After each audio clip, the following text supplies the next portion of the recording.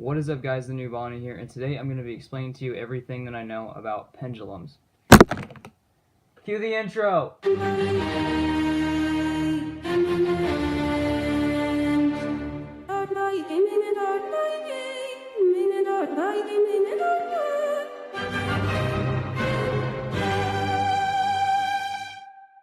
Alrighty, you guys, so Konami has come a long way since 1998 when they first started Yu-Gi-Oh!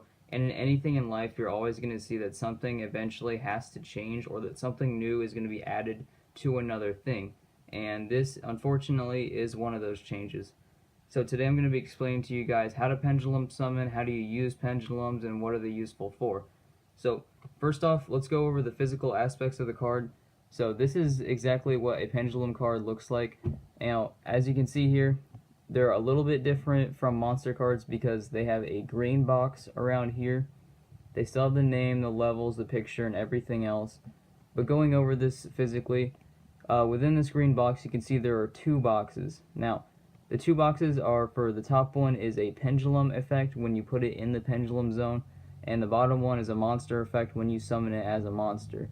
And over here, on the left and right sides, we have a little red crystal and a blue crystal, both with the number 1. This is a scale that I'm going to be getting into here in a second. So that's just the physical characteristics of the card. There's nothing else special about that. So I'm going to pull something up for you guys right here.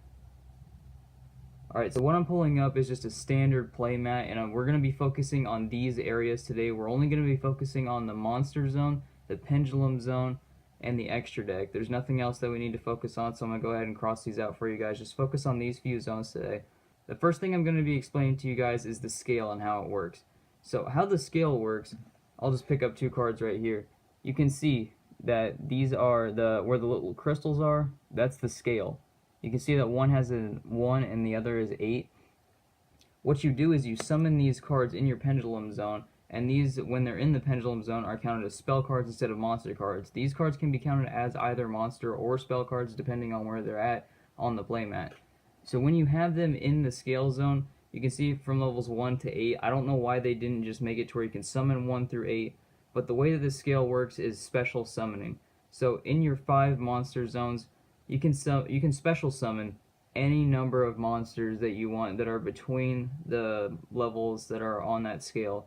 So let's say that you have these two cards here that I'm holding up. I might show a different example in this picture, but I have a 1 and an 8 here, meaning that you can summon anything between level 2 and level 7 instantly. It doesn't count as a normal summon, it's a special summon, so you can do it as much as you want until you have all of your 5 slots filled. And what the whole purpose of having pendulums is, I think that they added to the game, was to make it easier and a little bit faster for you to be able to summon like a synchro summon or an XZ summon or even a fusion summon, because this makes it very easy to do. Maybe not fusion summon so much, but stuff like XZ summon or synchro summon, it gets all the monsters that you need onto the field within the first few turns. I think it's just a little bit overpowered. I think it's kind of dumb. Also, you can summon stuff in attack position or defense position. You can set cards, meaning that you can put them face down on the field if you want to. And for fusion summoning, the one fusion monster I would say that's really necessary for this, that I would only use pendulums for, is for something like 5-headed dragon, who requires a different attribute of 5 different dragons out on the field. So that's exactly what the scale is for. Now, a bit overpoweredness of this card is that when they're in the pendulum zones, they are counted as spell cards, meaning you can't destroy them by battle as easily. You need a spell or trap card to get rid of them, and once you have gotten rid of them, they don't go to the graveyard, so they're not there permanently dead, they're not banished. What they do is they go face up in your extra deck. It's this little slot over here that I'm going to show for you guys. But once a pendulum is finally destroyed, it goes face up in the extra deck unless it is a Pendulum XZ's monster that they recently added. I don't think there are too many of those, luckily.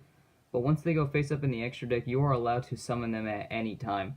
Meaning that if you've gone through all the effort to get out like a dust tornado, or you've gotten a tornado of some sorts out there, and you finally destroyed this spell or trap card, it's going into the extra deck, but it's only going face up, and your opponent is allowed to summon it on the very next turn, making it really impossible to get rid of these things. So your opponent can just keep summoning monsters, or you yourself, if you're using them for whatever dumb reason, then you can summon as many as you want. I think some of these cards are pretty broken. Having two different effects for when you're in the monster zone and when you're in the spell and trap zone, it's a little wonky because the effects from what I'm reading here and what they look like aren't too good so far. I haven't seen anything quite overpowered yet, but just the fact that you can get as many monsters out on the field is really hard to do in general, because you're normally allowed to do one normal summon per turn and as many special summons as you want. But this is practically just normal summoning as long as you have these two in your pendulum zones. So that's exactly what pendulums are, and pendulum summoning is exactly what I said it was. It's just putting the two cards down in your pendulum zones and then special summoning any number of monsters you want. That's what's known as a pendulum summon. So I don't know what you guys think, but I think Konami might have gone just a little too far, and maybe these things are just a little too broken. But I'd like to see what you guys think. If you want to see anything else like this, I might actually have a duel up for you guys soon where I can actually show you how to play this game in general and not just using these trash cards. But for now, thank you all so much for watching this, and I hope you learned a little bit. I will see you guys in the next video.